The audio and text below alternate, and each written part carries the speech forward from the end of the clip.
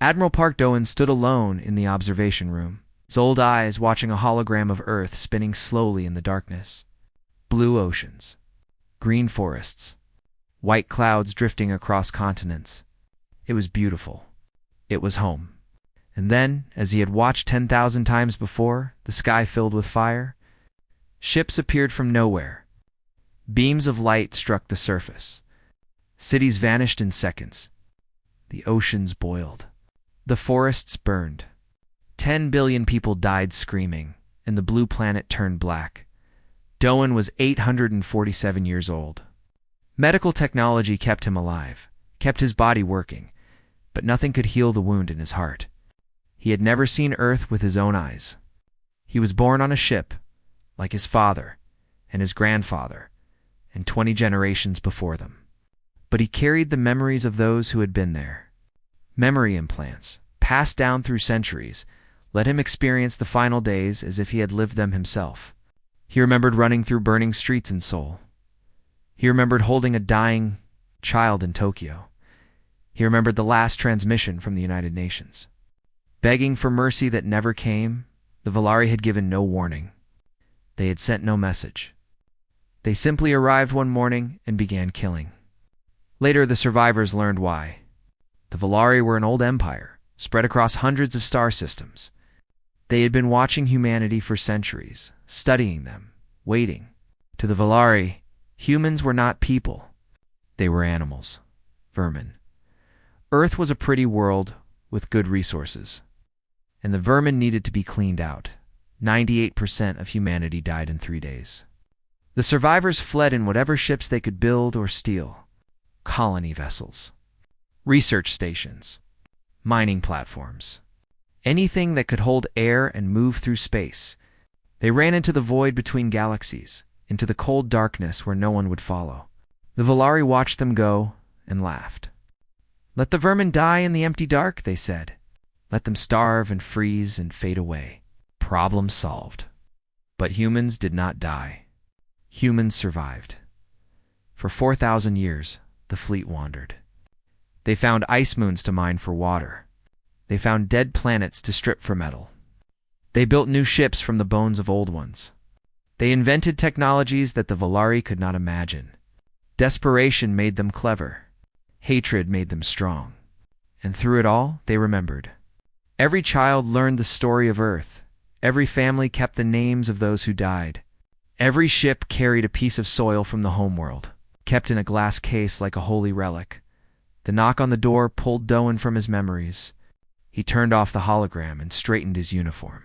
"Come in." Kim Yuna entered the room. She was young by fleet standards, only 200 years old, but her mind was sharp as a blade. As chief historian, she kept the records of everything humanity had lost and everything they had learned. She carried a data tablet in her hands, and her face was serious. "Admiral," she said, "the reconnaissance report is complete." Doan nodded slowly. For 300 years, they had been sending tiny probe ships into Valari space, watching, learning, mapping every planet, every fleet, every weakness. "Tell me." Yuna activated the tablet and a new hologram appeared. Not Earth this time, but a vast map of stars. 300 systems glowed red, marking the territory of the Valari Dominion. "Their empire has grown fat," Yuna said. "They have not fought a real war in 2,000 years. Their military is large but lazy. Their technology has barely advanced since they attacked Earth. They believe they are the greatest power in the galaxy, and no one has ever challenged that belief. And our people?" Doan asked. "The ones they kept." Yuna's expression darkened. "Still alive. Millions of them. Descendants of prisoners taken during the invasion. They are used as slaves. Test subjects. Entertainment." She paused, her voice tight with controlled anger. "The Valari celebrate a holiday each year. They call it the Day of Cleansing. They have parades. They give speeches about how they purified the galaxy of human vermin. Children dress up as Valari warriors and pretend to kill humans. It is their proudest achievement." Doan closed his eyes. 4,000 years of hatred burned in his chest like a star. He had spent his entire life preparing for this moment. Every admiral before him had prepared for this moment. The question was never if humanity would return. The question was only when. Call the council, he said. 1 hour later, Doan stood before the fleet council. 50 representatives from every ship, every station, every faction of the scattered human race. They sat in a great circular chamber, their faces lit by holographic displays showing the Valari dominion. You have all seen the report, Doan said. You know what they did to our world? You know what they still do to our brothers and sisters? The time for hiding is over. The time for patience is over. I am asking this council for authorization to begin Operation Homecoming. I am asking for war. The chamber was silent. Then, one by one, hands rose. Every single representative voted yes. There was no debate. There was no argument. They had been waiting for this moment for 4,000 years. Doan felt something shift in his chest. Not joy, not satisfaction. Something older and deeper. A promise kept. A debt acknowledged. He turned to the communications officer. Open a channel to all ships. Every frequency. Every speaker. Everyone needs to hear this. The officer nodded. Channel open, Admiral. Doan took a breath. Across 10,000 ships, spread across millions of kilometers of empty space, 20 billion humans waited. Workers stopped their machines. Children looked up from their lessons. Soldiers stood at attention. Everyone knew something important was happening. Children of Earth, Doan said, his voice carrying through the void. 4,000 years ago, we were driven from our home. They called us vermin. They said we would die in the darkness. They forgot about us. Paused, letting the words sink in. They were wrong. We did not die. We grew strong. We built weapons they cannot imagine. We raised children who carry the memory of Earth in their hearts. And now, after 4,000 years of exile, I am telling you what your grandparents dreamed of hearing, what your great-grandparents prayed for, what every generation since the fall has hoped for. He stood straighter, his old bones feeling young again. We are going home, and God help anyone who stands in our way. Across the fleet, 20 billion voices rose in a sound that had not been heard in 4 millennia. It was not a cheer. It was not a song. It was something more primal. It was the sound of a species remembering who they were. It was the sound of humanity roaring back to life. The long exile was over. The return had begun. The ship had no name. Names could be traced. Names could be remembered. Commander Cho Murray preferred her vessel to be a ghost. And ghosts did not introduce themselves. She stood on the bridge, watching the stars drift past the viewport. Somewhere ahead, hidden in the darkness, lay the outer edge of Valari space. 200 ships followed behind her, each one invisible to every sensor the enemy possessed. 4,000 years of desperate innovation had given humanity technologies the Valari could not even dream of. Stealth fields that bent light around a hull, engines that left no heat signature, communication systems that used quantum entanglement instead of radio waves. To the Valari, Murray's fleet did not exist. Crossing the border in 10 minutes, Commander, said Beek Soon-ho from the navigation station.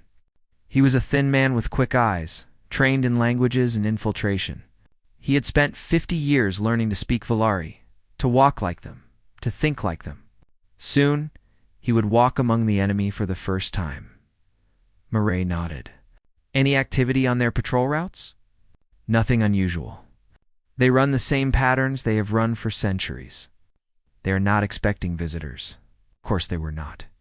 The Valari had been the greatest power in the galaxy for 10,000 years.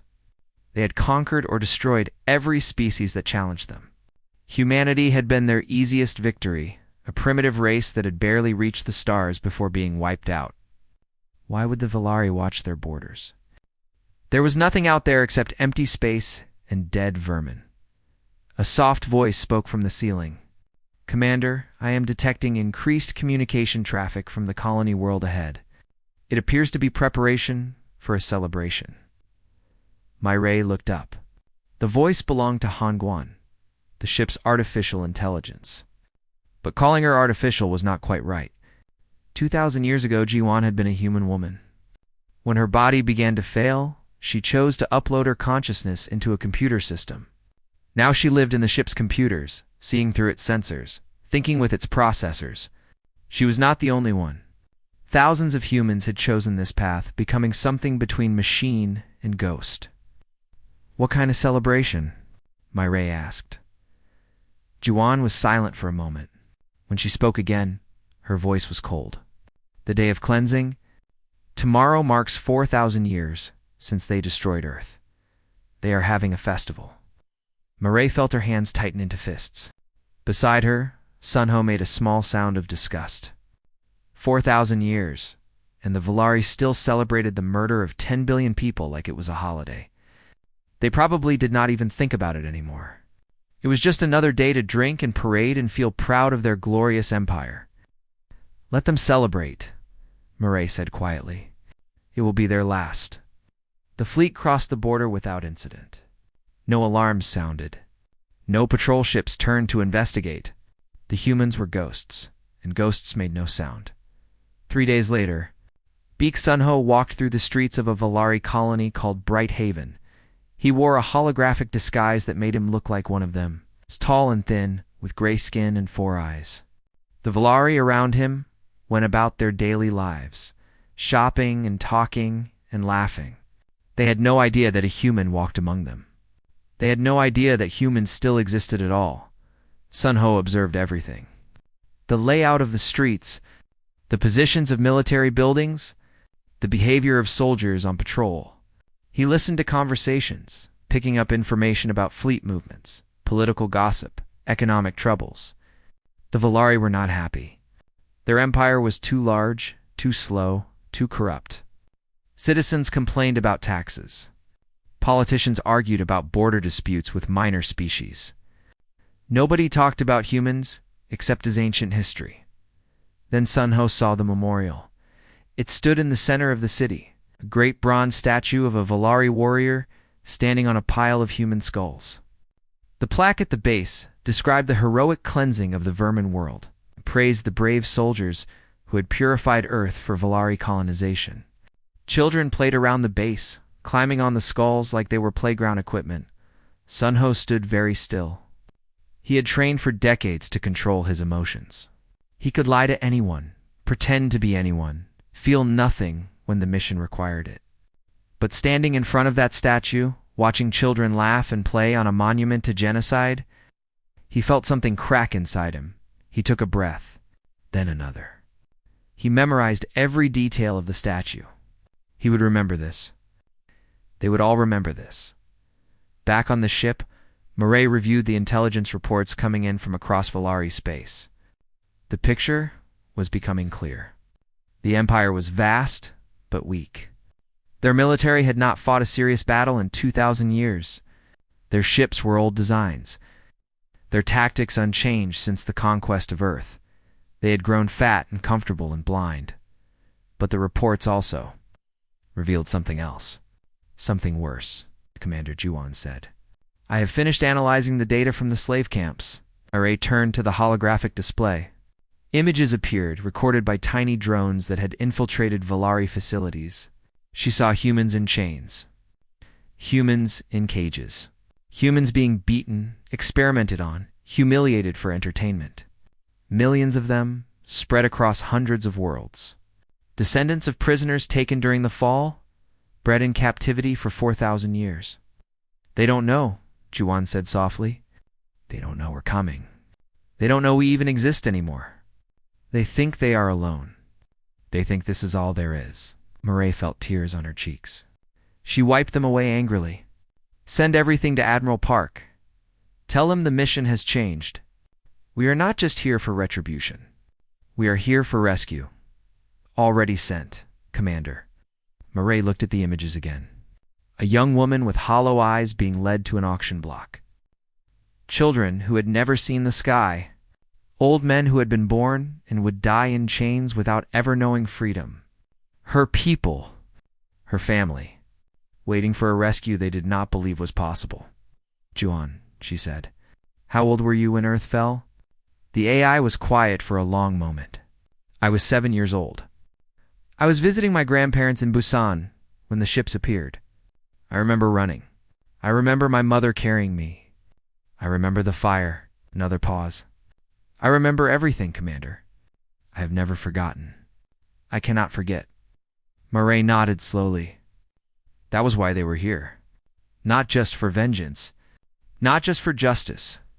For all the children who had run and died.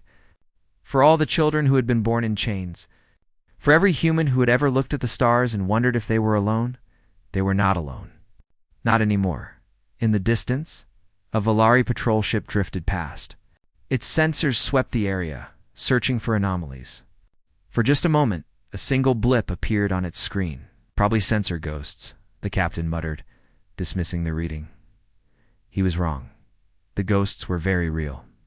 And they were everywhere. The Valari High Command received the first reports at exactly noon, local time on their capital world. 47 star systems spread across their entire empire reported the same impossible thing at the same moment. Ships had appeared from nowhere. Not one or two ships. Thousands of ships. Massive vessels of unknown design hanging in space like silent mountains. Surrounding every major military installation, Admiral Veth, Supreme Commander of the Valari fleet, read the reports with growing confusion. Unknown ships? Impossible. The Valari knew every spacefaring species in the galaxy. They had either conquered them, destroyed them, or bought their loyalty. There was no one left who could threaten the Dominion. Get me visual confirmation, he ordered. The image that appeared on his screen made no sense. The ships were beautiful in a terrifying way. Smooth black holes that seemed to drink light. No visible weapons, no visible engines, no markings of any kind.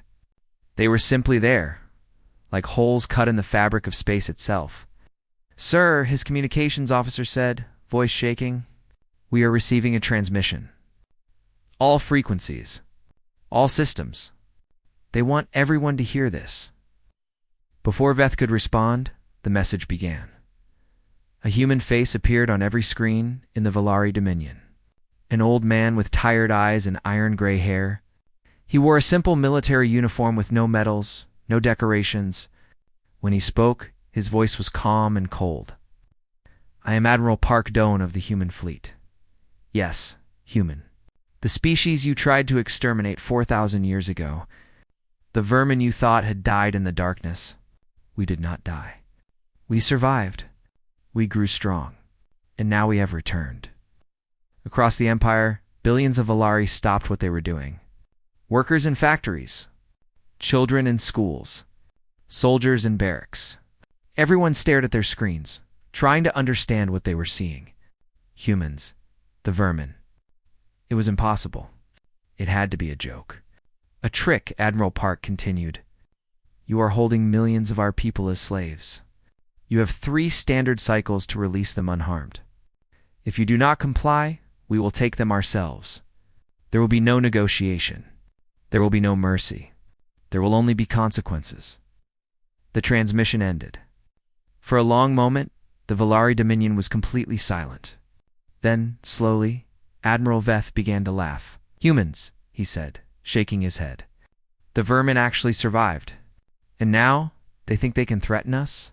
He turned to his officers. All fleets engage the enemy. Destroy these insects and be done with it. 3,000 Valari warships moved to attack the nearest human fleet. They were proud ships, the finest in the Dominion, crewed by the best officers in the military. They had never lost a battle. They would crush these primitive humans like bugs. The battle lasted 11 minutes. The human ships did not fire weapons that the Valari could see. There were no beams of light, no missiles, no torpedoes. Instead, the Valari ships simply stopped working. Engines failed. Weapons went offline. Life support systems began to shut down. The entire Valari fleet drifted helplessly in space, unable to fight, unable to flee, unable to do anything except watch as human vessels moved through them. Like sharks through a school of fish, Admiral Park appeared on the screens again. That was a demonstration. We disabled your fleet without killing a single person. We could have destroyed them all. We chose not to.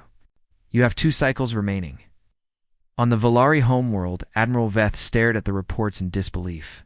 3,000 ships, the pride of his fleet, turned into helpless metal boxes in 11 minutes, without a single casualty on either side. The humans had not just defeated them. They had shown that defeating them was not even difficult. But the Volari were proud. They had ruled the galaxy for 10,000 years. They did not surrender to vermin. Send everything, Veth ordered. Every ship, every weapon, every soldier. We will drown these humans in our numbers. The Volari mobilized their entire military. 50,000 warships. Hundreds of millions of soldiers. Every weapon they possessed was activated. Every reserve was called up. It was the largest military force the galaxy had ever seen. It was not enough. On a small moon in the Outer Territories, Commander O'Kangman led the first liberation mission. His soldiers landed near a slave camp, their advanced armor making them nearly invisible. They expected resistance. They found none. The Volari guards had already fled, abandoning their prisoners when they heard the human fleet had arrived. Kangman walked through the camp gates and stopped. Thousands of humans stared at him. They were thin and dirty and afraid. They wore rags and chains. Many had scars from years of abuse. They did not run toward him with joy. They did not cheer. They simply stared. Like animals who had been beaten so long they had forgotten what kindness looked like. A young woman stepped forward. She was perhaps 20 years old, with hollow cheeks and empty eyes. She spoke in broken Velard, the only language she knew. "What do you want?" she asked. "We have done nothing wrong. Please do not hurt us." Kangman felt his heart break. He removed his helmet so she could see his face. A human face. "I am Commander O'Kangman of the Human Liberation Fleet. We have come to take you home." The woman did not understand. How could she? She had been born a slave. Her mother had been born a slave. Her grandmother had been born a slave. For 4,000 years, her family had known nothing but chains. The concept of freedom was as foreign to her as the concept of flying. "Home?" she repeated, confused. "We are home. We belong here. We belong to the masters." Kangman knelt down so he could look into her eyes. "No," he said gently. "You belong to no one. You are human. You are free. And there are 20 billion of us who have been waiting 4,000 years to find you." Somewhere in the camp, an old man began to cry. Then another. Then another. They did not understand what was happening, not really. But they felt something they had never felt before. Something warm and strange and terrifying. They felt hope. On the bridge of his flagship, Admiral Park watched the reports coming in from across the Empire. Volari fleets were surrendering by the dozen. Colony worlds were falling without a fight. The military installations they had built over 10,000 years were being captured or disabled faster than the Volari could respond, but Park felt no joy. He had waited his entire life for this moment, and now that it was here, he felt only tired. The Volari were broken. Their empire was falling. Everything humanity had dreamed of for 4,000 years was coming true, and yet, when he closed his eyes, all he could see was the face of that young woman in the slave camp. Born in chains, raised in darkness, believing she was nothing but property, how many millions like her were waiting to be found? How many generations had suffered while humanity wandered in exile? How many children had died never knowing that anyone was coming for them? Retribution was not enough. Justice was not enough. They had to do more than destroy the Volari. They had to heal the wounds that 4,000 years had created. They had to rebuild everything that had been lost. Park opened his eyes and looked at the star map. The Volari homeworld glowed at the center, surrounded by his ships. "Sir," his communications officer said, "the Volari High Council is requesting contact. They want to discuss terms." Park nodded slowly. The war was almost over. The real work was about to begin. "Tell them I am listening." The liberation camps stretched across 100 worlds. Millions of freed slaves, generations of humans who had never known anything but chains, were being processed, fed, healed, and taught what it meant to be free. It was the largest humanitarian operation in the history of the galaxy, and it was breaking the hearts of everyone involved. Yoon Heron walked through the medical ward on Liberation Station 7, while checking on her patients.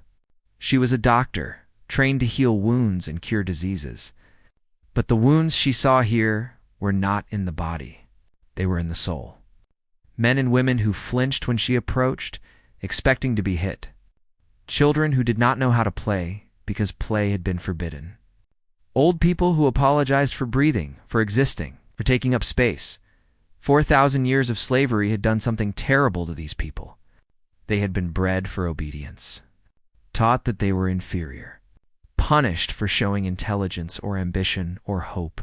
Many of them did not even believe they were really human. The Valari had told them they were a lesser species, animals that looked like humans but were not. Doctor and nurse called, "We have another one." Heron walked to the examination room and stopped. A young boy, perhaps 10 years old, sat on the table. He was thin and pale and covered in scars. But that was not what made Heron pause. It was his eyes. They were completely empty. No fear, no hope, no anything. He looked at her like she was furniture. "Hello," Heron said gently. "My name is Yoon Heron. What is your name?" The boy did not answer. According to the slave records, he had no name. He had a number. Slave 7,749,182, 10 years old. Bred for household service, sold 3 times before the liberation. Heron sat down across from him. "You are safe now," she said. "No one will hurt you.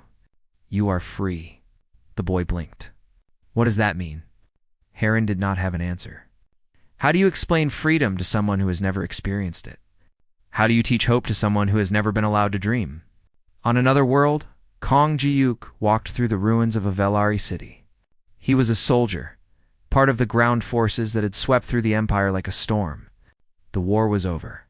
The Velari military had surrendered. But some of his fellow soldiers did not want the fighting to stop. "They deserve it," said his sergeant, a hard man named Moon Tai-Wu. 10 billion dead on Earth. 4,000 years of slavery. And we are supposed to just let them surrender? Let them live? Juke looked at the bodies in the street. Valari civilians? Old people. Children. Someone had killed them during the night. It was not the first massacre he had seen in the past week. Small groups of human soldiers, consumed by rage, were taking revenge on anyone they could find. "They are not soldiers," Juke said. "They are not the ones who attacked Earth. Oh, their grandparents were. Their great-grandparents were. Their whole civilization is built on our bones." Tai-Wu spat on the ground. "They celebrated our genocide for 4,000 years. They kept our people as pets and slaves. Why should we show them mercy? Did they show us mercy?" Juke did not answer. Part of him understood the rage. He had seen the slave camps. He had seen the statues built from human skulls. He had seen the holiday decorations celebrating the day of cleansing. The Valari had done terrible things, and they had been proud of them. Why should humanity forgive? But another part of him looked at the bodies of dead children and felt sick. This was not justice. This was not retribution. This was just murder, wearing a uniform. That night, Juke reported the massacre to his commanding officer. Tai-Wu and his men were arrested. Gyuk testified against them. When it was over, Tai-Wu looked at him with pure hatred. "Traitor," he said. "You are a traitor to your own people." Gyuk watched them take Tai-Wu away. Maybe he was a traitor. Or maybe he was the only one who still remembered what humanity was supposed to be. Admiral. Park faced the same question every day. Across the conquered empire, voices called for vengeance. "Kill them all," they said. "Make them suffer like we suffered. Wipe them out like they tried to wipe us out." "It would be justice," said Admiral Wang Minsu, one of his senior officers. "Eye for eye. Life for life. They killed 10 billion of us. Why should we spare them?" Park stood at the viewport, looking out at the stars. "Because then we become them. So what? They deserve it. Maybe they do. But if we kill billions of innocent people, what makes us different from the Valari? What makes our cause righteous? We spent 4,000 years telling ourselves we were better than them. that we would never become monsters. If we commit genocide, that story becomes a lie. Wong was silent for a long moment. Then what do? Just forgive them. Pretend nothing happened. No. We hold trials. We find the ones responsible. The leaders and generals and politicians who ordered the genocide and maintained the slave system, they face justice. They face execution if the court decides. But the ordinary people, the ones who were just born into this empire and lived their lives, they live with the consequences. They live with the shame. They watch their empire fall and know that it fell because of what their ancestors did. Park turned to face his officer. That is how we win. Not by becoming monsters. By staying human in the refugee camps. No Soin worked day and night. She was one of the freed slaves, born in chains, raised in darkness. But unlike many others, she had learned to read and think for herself.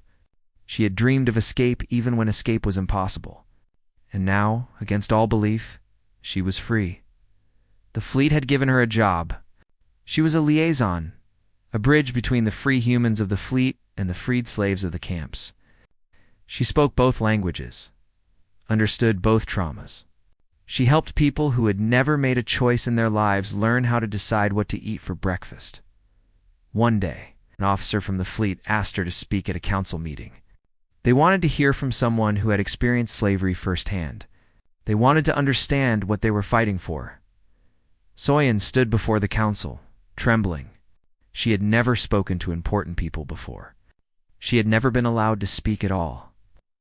I was born with a number instead of a name, she began. My mother was sold when I was 4. I never saw her again. I was beaten if I looked a master in the eye.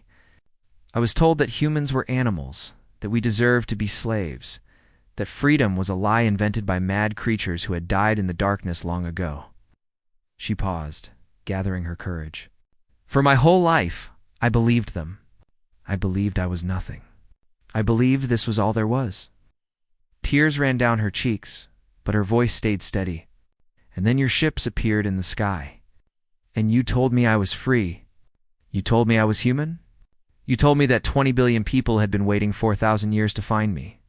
She looked at the council members, these powerful leaders who held the fate of worlds in their hands. I do not know what kind of people you want to be when this war is over. I do not know if you want revenge or justice or something else. But I know this. The Valari tried to take our humanity away. They tried to make us animals. Do not let them succeed. Whatever you do next, do it as humans. Good humans. The kind of humans who cross galaxies to save strangers. The kind of humans who remember who they are, even after 4,000 years of darkness. The chamber was silent. Soyin bowed her head and stepped back, certain she had said too much. Then Admiral Park began to clap. Slowly, the entire council joined him. It was not applause for a speech. It was applause for a truth they had needed to hear. The war was over. The Valari had surrendered unconditionally. Now came the harder part, deciding what victory would mean. Soyin's words echoed in every mind. What kind of people do we want to be? The answer would define humanity for the next 4,000 years. The first ship landed on Earth on a gray morning in autumn. Admiral Park Doan stood at the front of the ramp as it lowered, and for a long moment he could not move. The air that rushed in was cool and clean and smelled of trees and rain and soil. Real Earth air. The air his ancestors had breathed 10,000 generations ago. The air that humanity had been dreaming about for 4 millennia. He stepped forward onto the grass. It was soft under his boots. Wild flowers grew everywhere, purple and yellow and white, waving gently in the breeze. Birds sang in the trees. A river sparkled in the distance. The planet had healed itself in the 4,000 years since the burning. Nature had erased every trace of human civilization, every city and road and building. The world was wild and beautiful and waiting. Park fell to his knees. He pressed his hands into the soil and wept. Behind him, thousands of humans poured out of the landing ships. They ran into the fields like children released from prison. They touched the grass, the trees, the flowers. They filled their lungs with air that did not come from a recycler. They felt sunlight on their faces that did not come from artificial lamps. Many of them collapsed, overwhelmed by emotions they could not name. They were home. After 4,000 years, they were finally home. Kim Yuna stood on a hill overlooking the landing site. She was surrounded by her team of historians recording everything. "This is the most important day in human history," she said softly. "We need to remember every detail, every face, every tear. Future generations need to know what this moment felt like." One of her assistants pointed to a patch of forest in the distance. "According to the old maps, that is where Seoul used to be." Yuna looked at the forest. 4,000 years ago, it had been a city of millions. Now, it was just trees and birds and silence. The Valari had destroyed it all, and nature had buried the bones. "We will build there again," she said. "New Seoul. A city to honor the one we lost." The rebuilding began immediately. Ships brought materials and equipment. Engineers designed buildings that blended with the natural landscape. Workers from the fleet and freed slaves from the liberation camps worked side by side. Building a future together, it was not easy. The freed slaves struggled with concepts that fleet-born humans took for granted. Simple things like choosing their own clothes, eating when they were hungry, going where they wanted. Many of them had nightmares. Many of them flinched when someone raised a voice. The psychological damage of 4,000 years of slavery could not be healed in a day or a year or even a generation. But they tried. And slowly, piece by piece, they began to rebuild not just cities, but souls. The war crimes tribunals lasted for 3 years. Thousands of Valari were tried for crimes against humanity. The leaders who had ordered the genocide, the generals who had commanded the killing, the politicians who had maintained the slave system, the scientists who had experimented on human prisoners, one by one, they stood before judges and juries and answered for what they had done. Some were executed. The worst of the worst, the ones whose crimes were so terrible that no other punishment was possible. They died knowing that the vermin they had tried to exterminate had survived, grown strong, and brought them to justice. Others were sentenced to imprisonment, others to exile. The Valari Empire was dismantled. Their military was destroyed. Their territory was divided and monitored. They would never threaten anyone again. But the ordinary Valari, the billions who had simply lived their lives in an empire built on human suffering, were not punished. They were watched. They were contained. They were forced to learn the true history of their civilization, the crimes their ancestors had committed and celebrated. But they were allowed to live. Some humans protested this mercy. They wanted blood. They wanted extinction. They wanted the Valari to suffer as humanity had suffered. Admiral Park addressed them at a great assembly on New Earth. "I understand your anger," he said. "I feel it too. I have carried it for 800 years. But we did not survive for 1,000 years of exile just to become murderers. We did not cross the galaxy just to commit the same crimes that were committed against us. The Valari are broken. Their empire is dust. They will live the rest of their existence knowing that the vermin they tried to exterminate came back and defeated them utterly. That is their punishment. And our victory is being better than they were." The protests continued for a while, but eventually most people accepted the decision. They had too much work to do rebuilding to waste time on hatred. Years passed. New Seoul rose from the forests where old Seoul had fallen. New Tokyo, New Mumbai, New Cairo, New Lagos, cities all over the planet, each one a monument to survival and hope. Children were born on Earth for the first time in 4,000 years. They ran through fields of grass and swam in clean rivers and looked up at blue skies that their ancestors had only seen in halas. The freed slaves integrated slowly into the new society. Some struggled forever, too damaged by their experiences to fully heal. But others flourished. They became teachers and doctors and artists and leaders. They named themselves and married, and had children who would never know chains. No Soyen, the slave-born woman who had spoken to the council, became a representative in the new government. She spent her life fighting for the rights of the formerly enslaved, making sure they were never forgotten, never left behind. On a summer evening, 50 years after the landing, Admiral Park Doan sat on a hill overlooking New Seoul. He was very old now, nearly 900 years. Even with life extension, his body was failing. He did not have much time left. A small girl sat beside him. Her name was Nam Soo-jin, his great-great-granddaughter. She was 7 years old, born on Earth, raised under open skies. She had never known fear or hunger or chains. The horrors of the past were just stories to her, tales from books and hallas. "Grandfather," she said, "why did we come back to Earth?" Park looked at the city below. Lights were coming on as the sun set. Music drifted up from a festival in the central square. People were celebrating, as people did, because they had survived and built something beautiful. "We came back because this is where we belong," he said. "Earth is our home. It has always been our home. No matter how far we wandered, no matter how long we were gone, we never stopped dreaming of coming back." "But why?" Soo-jin pressed. "We had the ships. We could have lived in space forever," Park smiled. It was a question he had asked himself many times. "Because they needed to know, little one. The ones who tried to destroy us, they needed to know that humans do not give up. We do not stay beaten. We do not stay quiet. We do not stay gone. No matter what happens to us, we endure. We adapt. We remember. And in the end, we always come home." Soo-jin thought about this for a while. "Were you scared?" she asked. "When you came back? Were you scared they would beat us again?" "No," Park said. He looked up at the stars, the same stars that had been humanity's only home for 4,000 years. "I was not scared, because I knew something they did not know. I knew what humans are capable of when we have something to fight for. And we had everything to fight for. Our past, our future, our children, our home."